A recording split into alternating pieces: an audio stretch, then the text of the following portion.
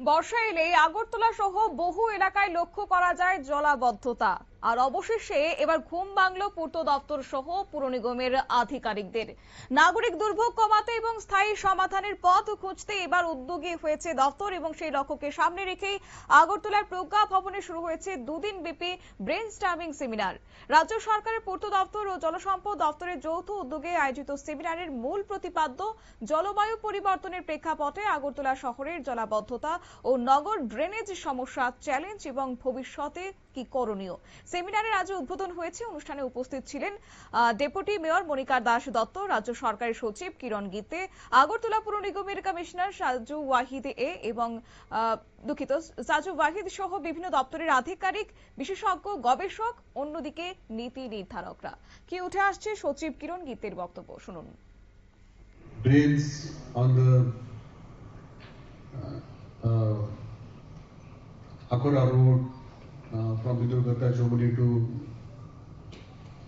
Colonel Chomani, in various parts of the city were getting covered.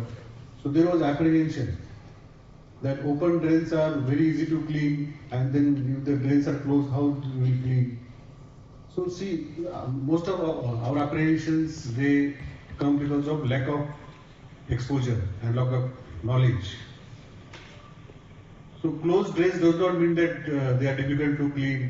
Closed drains means that they will get very little clogged because of a lot of, say, waste and other material will not be thrown in the drain.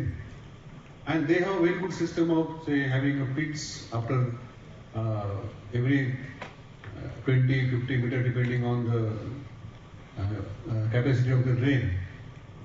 And mechanical mode of cleaning has been introduced. We have super suckers, so they were introduced.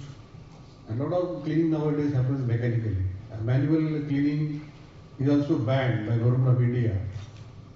Okay, because they don't allow manual cleaning and we have to go for mechanical cleaning. So all these improvements, even we have seen that initially the solid waste used to be dumped on the road.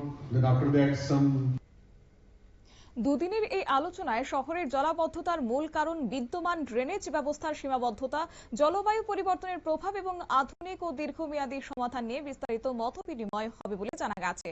সংশ্লিষ্টদের মতে সমন্বিত পরিকল্পনা, বৈজ্ঞানিক গবেষণা এবং আধুনিক নগর পরিকল্পনার মাধ্যমে শহরকে সৌন্দর্যায়ন করা, জলাবদ্ধতা থেকে মুক্ত রাখা এবং টেকসই শহর হিসেবে গড়ে তুলতে সেমিনার গুরুত্বপূর্ণ ভূমিকা পালন করবে।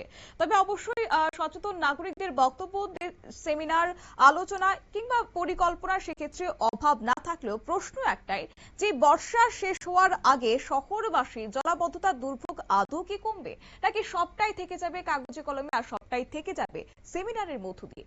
সেটাই অবশ্য সময়ের অপেক্ষা। নিয়ে নিচ্ছি ছোট্ট একটি বিজ্ঞাপন বিরতির সঙ্গে থাকুন।